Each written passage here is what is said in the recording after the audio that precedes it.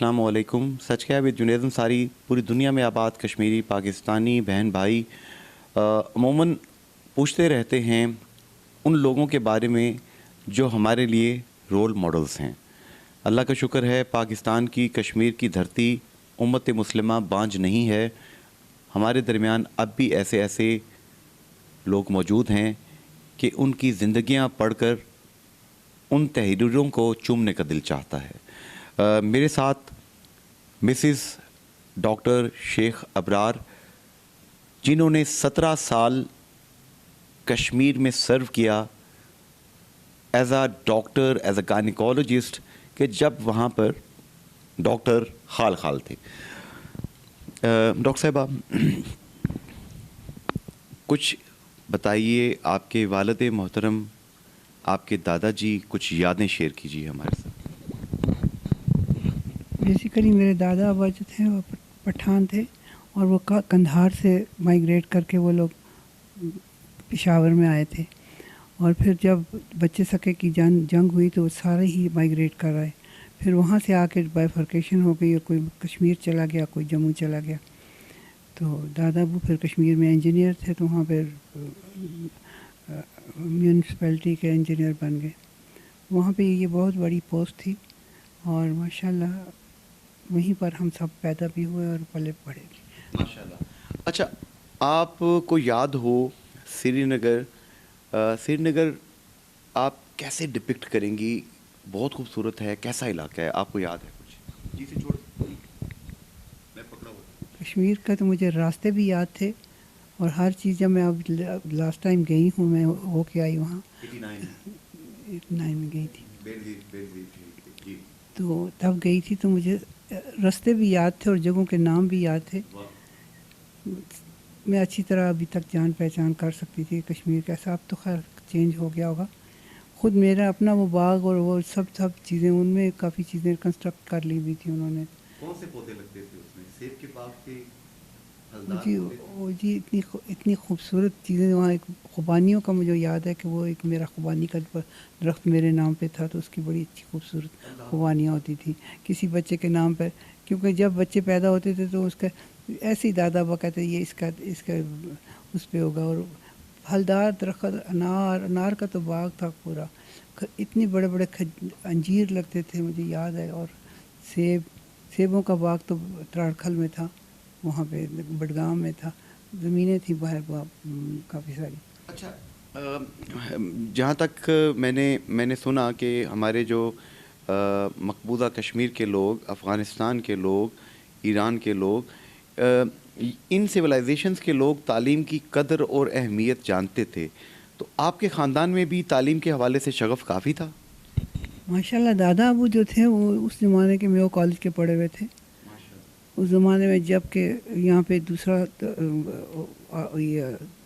College نہیں بنا تھا, اس زمانے کے وہاں کے پڑھے ہوئے تھے. اور پھر اس کے بعد تو میں نے باقی نسلیں تو میں نے خود دیکھی, سارے پڑھے ہوئے. پھوپھیاں, چچا, 4 چچا, ہاں سارے. جی ایک چچا میرے ابھی بھی ماشاءاللہ آنکھیں ان کی نہیں کام کرتی, اور ان کی ایج بھی کوئی 93-94 ہے, لیکن ہی از ویری اپ رائٹ. سب کام کرتے ہیں اپنا خود ہی. اور وہ زونل وہ تھے, چیف تھے نیشنل بینک کے. اور دوسرا جو ہے وہ مسلم کمرشل بینک کا چیف رہ چکا. اور ماشاء اللہ جی ایک تو آپ کے اپنے بہن بھائی؟ اپنے میرے بہن بھائی آپ کو میں نے بتایا, میرے بھائی ماشاء اللہ ایک ڈاکٹر ہے جی, اور ایک بھائی جو ہے وہ کرنل ہے, انجینئر ہے, وہ آرمی میں ریٹائرڈ ہے. اور ایک بھائی بزنس کرتا ہے, دوسرا بھی بزنس کرتا ہے ماشاءاللہ. لائف وائز بہنیں بھی ہائیلی کوالیفائڈ. ہاں, اچھا, آپ نے پھر ظاہر ہے کہ ڈاکٹر صاحب, میجر صاحب, ابرار صاحب تو مصروف ہوتے تھے, آپ بھی مصروف تھیں, تو اپنے بیٹیوں اور بیٹوں کو پڑھایا کیسے آپ نے؟ یہ آج کل کے زمانے میں تو بڑا لوگوں کو مشکل نظر آتا ہے, لیکن عورت بہت سے کام کر سکتی ہے. آپ کو بتائیں, وہ ہر چیز کے لیے ٹائم نکال سکتی ہے. میں نے اپنے 4 بچوں کو خود پڑھایا 8ویں تک. نہ میں نے ٹیچر لگاتی تھی, نہ میں نے ٹیچر رکھی تھی. اور میرے بچے یہاں اس میں حسن عبدال کالج میں پڑھے ہیں, دونوں بیٹیاں کانوینٹ سے پڑھی ہیں. اور ماشاءاللہ دونوں بیٹیاں ڈاکٹر ہیں اور دونوں بیٹے ڈاکٹر ہیں. دونوں بچے سرجن ہیں. पोस्ट ग्रेजुएशंस की हुई हैं, बस ये उसका करम है, हम अपनी कोई बहादुरी नहीं है। उसने शुक्र खुदा का कि दीनदार रखा और अपने रास्ते पे चलाया, अगर आगे भी वो चलाए उनके लिए इंशाल्लाह।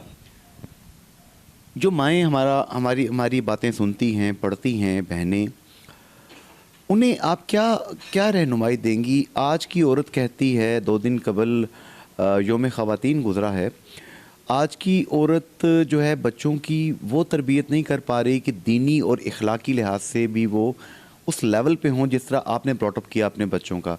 मुझे Pakistani nuclear scientist doctor A Q Khan और डॉक्टर अताउर रहमान साहब पिछले दिनों इंटरव्यू दिया, और उनका कहना था, डॉक्टर ए क्यू खान का, कि हम मैट्रिक करके तो कुरान, सीरत नबी सल्लल्लाहु अलैहि वसल्लम, फ़िज़िक्स, केमिस्ट्री, ये सब कुछ पढ़ के एक ज़िम्मेदार शहरी होते थे। अब ऐसा नहीं, क्यों? वजह यह है कि प्रैक्टिकल दीन नहीं रहा। जब हमारे बुज़ुर्ग थे तो वो प्रैक्टिस करते थे, दीन की प्रैक्टिस करते थे। सिंपल सी बात यह है कि आपको दस्तरखान पे बैठ के किस तरह खाना खिलाते थे। हम लोग हाथ पहले धुलाने सारों के, फिर उसके बाद खाना लगता था, सब अपनी प्लेट में आगे से खा रहे हैं। अगर 2 बच्चों को इकट्ठा करके देते थे कि इनको आदत रहे कि मिल के खाना ज़रूरी है, इससे सब्र आता है। तो उस तरह शुरू कैसे करना है, एंड कैसे करना है, फिर तमीज़। आज तो बच्चे चलते फिरते खाते हैं, ये तो सब्र नहीं था। तो प्रैक्टिकल थे हमारे, बिल्कुल। और मैंने जब हदीस का कोर्स किया तो मुझे लगा कि ये सारी मैंने अपने दादा अबू से सुनी है, क्योंकि मगरिब के बाद हमारा एक सेशन होता था आधा घंटा, सारे बच्चे जितने भी हैं पढ़ते थे, उसमें वो लेक्चर देते मेरे दादा अबा। और जमात से नमाज़ पढ़नी, 2 जमातें नमाज होती थी, एक इशा मगरिब की और फजर, ये हमने जमात से पढ़नी। तो ये अच्छे माहौल से निकले, और अल्लाह ताला ने आगे मेरे बच्चों को भी अल्लाह ताला अच्छा करे। जहाँ कहीं दूर रहते हैं, अल्लाह ताला उनके बच्चों को भी आगे से अच्छा करे। क्योंकि आखिरी 2 बातें। आपने एक स्कूल बनाया जो कि पाकिस्तान में थोड़े कम लोग सोचते हैं, जिसमें आप less privileged out of the school जो बच्चे हैं उनको पढ़ा रही हैं बग़ैर किसी से कुछ मांगे, अल्लाह ही के दिए हुए फजलो करम में से, अल्लाह ही के दिए हुए माल में से। तो ये कंसेप्ट आपके जहन में कैसे आया जी? 55 साल हो गए जी मुझे पास किए हुए, और इस ज़िंदगी में इतने साल मैंने फ़कत अपने बच्चों और अपने आप को ही लगाए हैं। तो इसमें कुछ मैंने बचा के भी रखा, और उसको मैंने सोचा कि ये अल्लाह का माल था, जो अल्लाह को दे देना चाहिए, उसकी राह में दे देना चाहिए। और एक स्कूल बनाया, मैंने कहा अब ये अपना मोड़, जब मैंने मोड़ ही लिया अपने आप को, तो इस तरफ मोड़ना चाहिए। एजुकेशन की बड़ी कमी है। मुझे एक अच्छी प्रिंसिपल मिल गई, वो भी हमारी तरह क्या मरी की रहने वाली हैं, एजुकेटेड भी हैं और साथ तजर्बा भी रखती हैं। वो मेरी प्रिंसिपल हैं, और मैं तो वैसे अखराजात पूरे करने वाला आदमी हूँ। माशाल्लाह।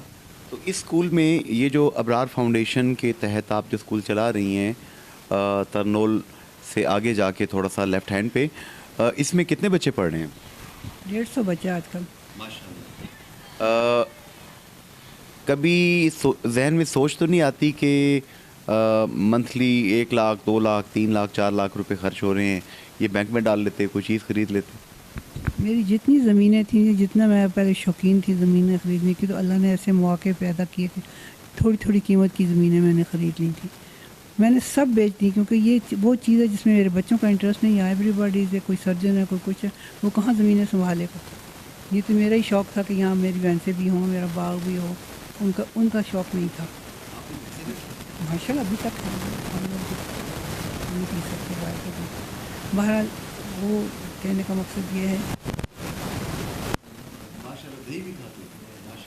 सुबह शाम वो तमाम लोग जो कि आपको जी ये मैं बता रही थी कि उस एरिया में चूँकि मैं रही, मैंने छोटा सा बाग बनाया था, अपना हार्ट बनाई उसमें, तो उसके बाद उस जगह से अटैचमेंट सी हो गई। फिर मैंने कहा यहाँ के लोगों को मेरा कोई फ़ायदा होना चाहिए। जब मैंने अपनी सर्विस छोड़ी, मैंने रिटायरमेंट इनसे यहाँ से ली, बहू के हवाले किया सब कुछ, उनका अब मैंने नहीं आना अस्पताल में, बहुत कर चुकी, बस that's all. Doctor GM. Pirzada मरहूम जब मेडिकल स्पेशलिस्ट थे CMH मीरपुर में, आप उस वक्त गायनिकोलॉजिस्ट थी। आपके जो घर वाले मेजर इब्रार साहब जो थे वो उस वक्त वहाँ सर्जन थे, اس دور کی کچھ یادیں ہیں کہ میرپور کیسا تھا اور ماحول کیسا تھا؟ آپ ایسی چیز پوچھ رہے ہیں جو کہ کسی کو پوچھا جائے تو اس کی دکھتی راگ پہ ہاتھ رکھا. یہ ہمارے بچپن گزرا، جوانی گزری اسی جگہ پہ، اور انہی لوگوں کے ساتھ دوستی. اب آج کل آپ کو اچھے نہ دوست ملتے ہیں، نہ آپ ویسی زندگی گزار سکتے ہیں سادی. پیغام کیا دیں گی اس نئی نسل کو؟ پاکستان کی آبادی نئے سینسس کے مطابق 21 کروڑ کے قریب ہے، اور ہمارے 1 کروڑ سے زائد لوگ بیچارے ملک میں مواقع نہ ہونے کی وجہ سے روزگار کی تلاش میں سعودی عرب، برطانیہ، یورپ، پوری دنیا میں کام کر رہے ہیں، محنت کر رہے ہیں. بہت عظیم لوگ ہیں وہ.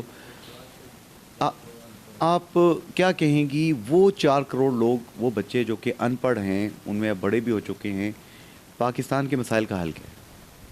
سب سے بڑا حال تو یہ ہے کہ ماؤں کو پڑھاؤ. ہم نے بچے داخل کیے ہیں اس دفعہ اس شرط پر کہ اس کی مائیں جو ہیں آدھا گھنٹہ پہلے لینے آئیں گی اور میں ان کی ایک کلاس لوں گی. تو پھر کیونکہ وہ دیکھ سکیں کہ آج بچے میرے نے کیا کیا اور کیا کرنا چاہتا ہے وہ. ماؤں کو پڑھانا، میں نے پچھلی دفعہ پورا ایک گروپ پاس کیا، وہ کلاس 1 تک پڑھ لیا تھا. اس کے بعد لوگوں کو اتنا شوق نہیں ہے پڑھنے کا، وہ شوق دلانا ہے. کیونکہ گاؤں والے لوگ جو ہیں سمجھتے ہیں پڑھ لکھ کے لڑکیاں جو ہیں وہ بڑی آزاد ہو جاتی ہیں، تو حالانکہ وہ کبھی گھر سے باہر نہیں نکلنے دیتے تھے. اب وہی بچیاں ہیں جو یہاں سے اسلام آباد جاتی ہیں ورک شاپ کرنے کے لیے، تو ان کو بھیج دیتے ہیں وہ لوگ. ان کو پتہ چل گیا ٹھیک کام کرا رہی ہیں یہ، تو وہ ورک شاپ کے لیے تبدیلی آ گئی اور آ بھی رہی ہے. ناظرین، چھوٹی سی ایک نشست. اب میں اگلا پروگرام، پراپر ایک پروگرام، میں اس اسکول میں جاؤں گا. ابرار فاؤنڈیشن کے تحت ہماری باجی جو اسکول اس وقت چلا رہی ہیں، اس اسکول میں پاکستان کا مستقبل، اس کی نرسری لگی ہوئی ہے. آئیے اپنے اپنے ارد گرد دیکھیں کہ ہمارے ارد گرد کس چیز کی ضرورت ہے. اس سے پہلے کہ آ جائے آپ کو آواز واپسی کی، آئیے کچھ کر جائیں. فی امان اللہ، اللہ حافظ، گڈ بائے. 7 ارب سے زائد انسانوں کے اس گلوبل ولیج میں ہر کوئی جاننا چاہتا ہے سچ کیا ہے. جھونپڑیوں سے لے کر اقتدار کے ایوانوں تک سچ کی اس تلاش میں آپ بھی ہمارے ساتھ شامل ہو سکتے ہیں. سچ کیا ہے؟